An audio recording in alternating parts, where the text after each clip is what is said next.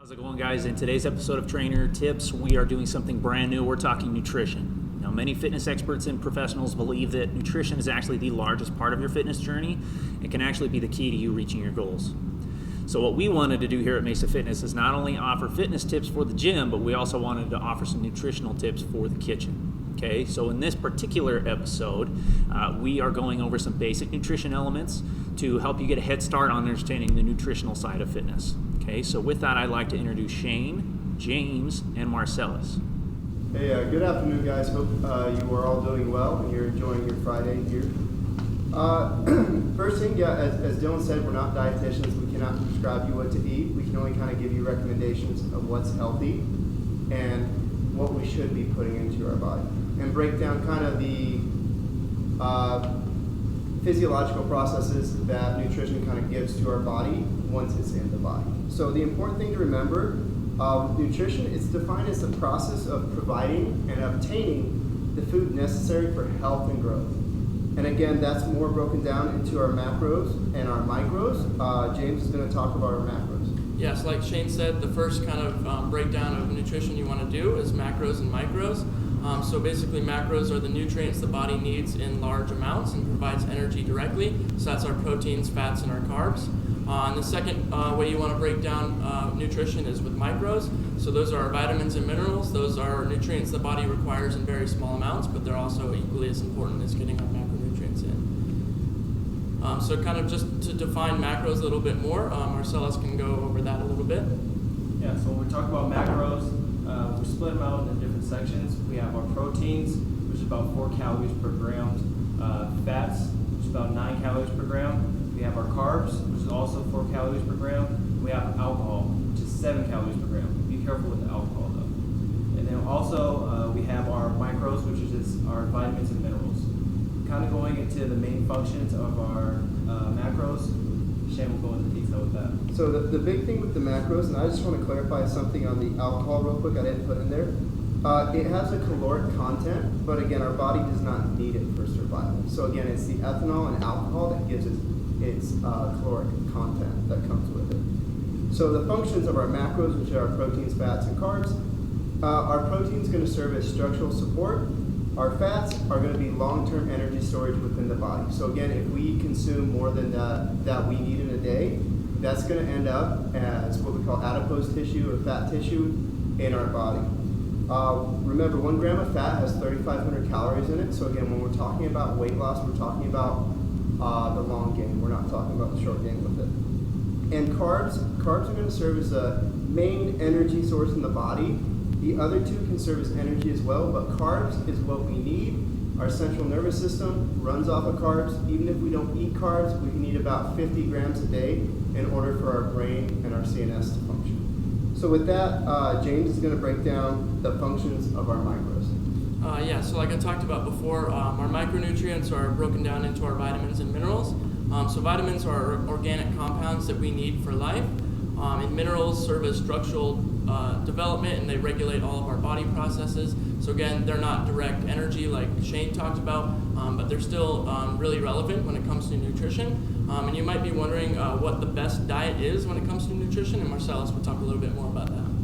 So really there is no best diet. We all respond to food very differently. The only way to kind of get into the best diet category is if we're staying away from minimalizing that processed food. We're sticking with more whole foods and high vegetable servings. The next one we can go into why nutrition is important. Shane can get into detail with that. So the big things we want to do with these classes, we want to tie them around to our members and our clients of why is it important and why should we care? Well, again, 2/3 of Americans are considered overweight or obese in 2017 to 2018, according to the CDC. The CDC also says that the prevalence of obesity was up since 2000 up to 42.4%. That's 12% higher than it used to be in 2000. So with that, again, this is a growing thing.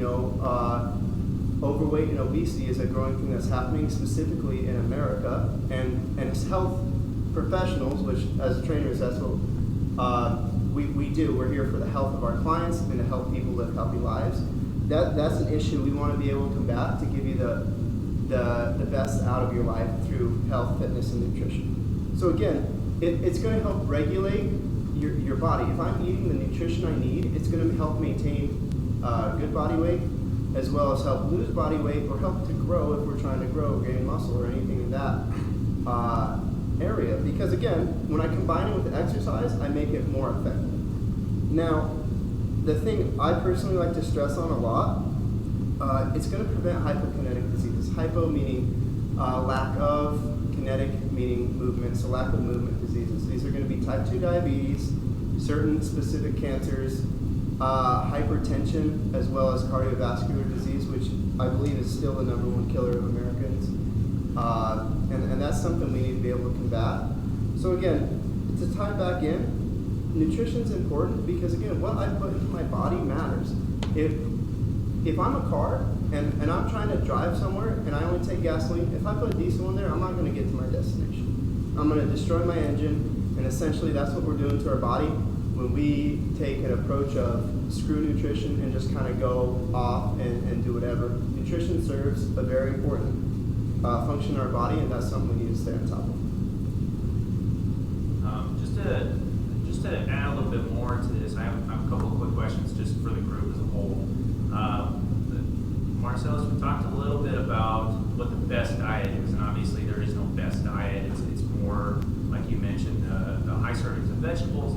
But what do you recommend, and this is for the group, what do you guys recommend for somebody looking to find an ideal diet or nutrition lifestyle for them?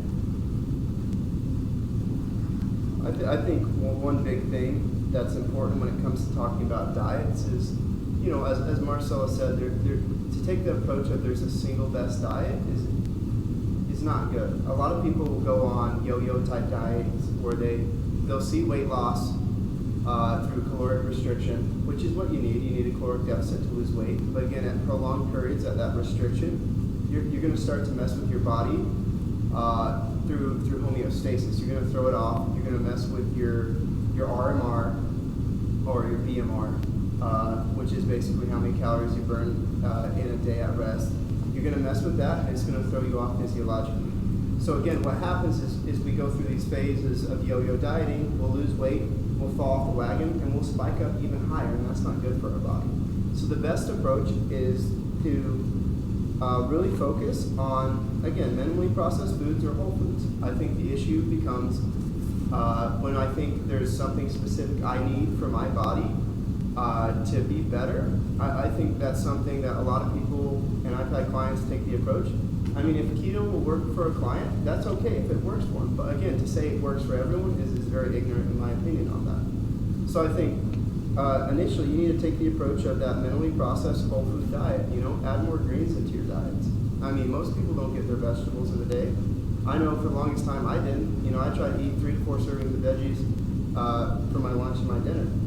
So that's one thing when we're talking about diets, I think gets kind of hazy, is there's no single best diet. It may work for one person, but it doesn't mean it's going to translate over to someone else.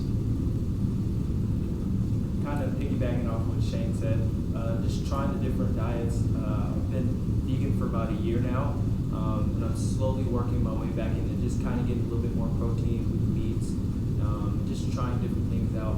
So I mean, even if it's, like he was saying, you go on a keto diet and you see some benefits of the keto diet, and then over a period of time you're like, okay, well, I'm hitting a barrier. It's okay to try different diets, but we want to make sure that we're getting the best nutrients out of this diet. And then, okay, well, I tried this diet, and I'm going to go back and grab a little bit of things from my other diet, and I'm not going to have too much meat or over too much red meat or things like that. Just minimalizing it and just policing yourself. That's a very important thing that Marcel said. Is I think we can all agree, like, no matter where a diet is, if you add more vegetables to it or more greenery to your diet, it's going to be healthy. No one's ever died from doing that. I mean, and that's one thing most scientists believe in. Whether which diet fad people fight for nowadays. It's kind of a agreed consensus that, hey, if I add more plant-based things into my diet, then it's going to be beneficial. James, anything you want to add into that? Yeah, one thing I like to kind of talk to my clients about is just trying to find something that's sustainable. So not trying to look for any kind of shortcut diet, especially something that's too restrictive, just because if you do see results on that and the results are really fast, likely it's not sustainable results. So I kind of just try to tell them to find something that's kind of slow and steady and sustainable, something that's gonna help them keep the weight off. I wanted to give a big thanks to Shane, James, and Marcellus for taking the time to do this video. If you have questions on nutrition, or if there's particular things that you want to learn in terms of nutrition and how to get your journey kickstarted in the kitchen, throw them in the comments or send us a direct message on any of our platforms. We'll continue to create episodes of this new part of the Trainer series surrounding nutrition and try and bring as much value as we can to you guys. If you haven't already, check out our YouTube channel for all of our fitness and nutrition videos, and you can actually meet the trainers on there too and get a more in-depth look on who they are outside of the gym. Thanks for watching.